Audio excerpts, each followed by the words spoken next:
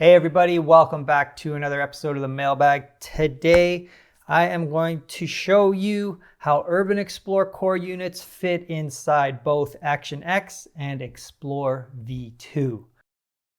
We'll start with Urban Explorer 30 and its core unit. I'll just remove it from the pack. Now I'll just put it inside Action X just like this, and you'll see that the Urban Explorer 30 is the same width and height as Action X 30. Now hopefully you can get a good idea of how much space the core unit takes up inside Action X. So why would you do this? Well, maybe you want the urban pack for more urban settings, and maybe you want something like Action X for more robust adventures in the mountains. If we quickly look at the differences in size of the core units, we're going to have the medium core unit that will come with a starter kit for Action X or Explorer V2.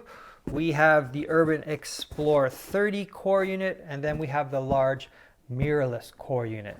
Now you can see they're all the same height, but the Urban Explorer 30 core unit sits between the medium and the large. All right, let's check the 25 liter size. Any bag we make in the 25 liter size is actually narrower than anything 30 liters and above. And because it is narrower, the core unit also follows the same sizing. So if we remove the core unit from the 25 liter size and we put that inside the Action X25, you can see that it fits perfectly in this pack as well. So again, why would you want to do this? Let's say you bought one of our Urban Explorer lines and you discovered, I would like a more robust bag for more mountain style adventures. Instead of buying the starter kit, which is more expensive, you can just buy the backpack only option. Let's put these aside, get my ruler out, and just check the width of this core unit. So when we put this core unit perpendicular, it measures out to 30 centimeters.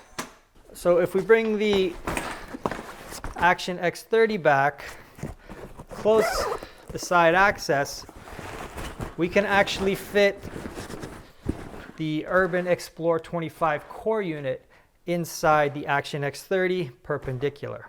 So if you had the Urban Explorer 25, you could also use that core unit with an Action X30 or bigger Shimoda backpack.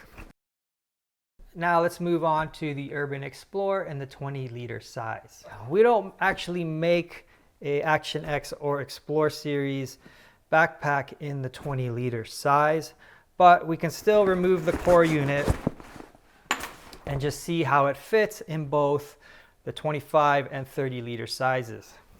First, with the 20 liter, the only way you'll be able to put it in is like this. It's going to be a little bit loose in here, so two things you can do to firm up the fit. Open up the side access and make sure the side access is attached to the side panel door. That means use the Velcro to seal it down.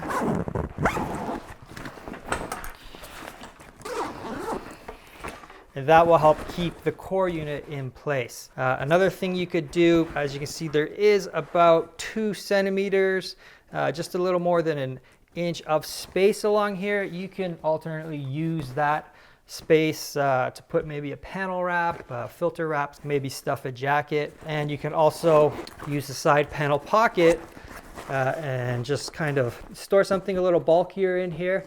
And that'll also help fill out the internals of the pack. Now let's transfer this one over to the Action X30. Let's take a quick measurement of the Urban Explorer core unit. And again, we see that if we put the core unit perpendicular, it's 30 centimeters. So that means we can easily slide it into Action X. Again, this will work perpendicular in any of the Action X and Explorer backpacks that are 30 liters and larger. So now you have a nice, small, compact setup. You've got a good amount of storage for non-camera gear.